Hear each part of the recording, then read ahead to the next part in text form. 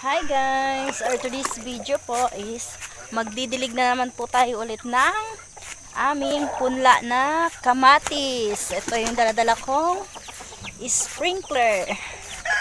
Kasi sobrang init kanina kaya kailangan nating diligan ang ating mga kamatis. Ayan. Ayan siya, nalalanta na.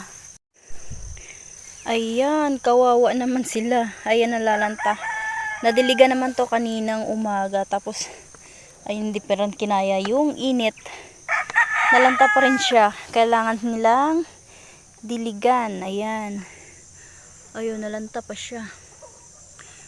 Didiligan ko ngayon para sumigla naman yung nalalanta. Ayan.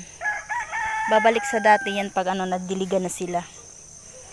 Kasi, ayun, sobrang init kasi kanina kaya, ayan. Ayan guys, kailangan natin silang diligan kasi nalalanta.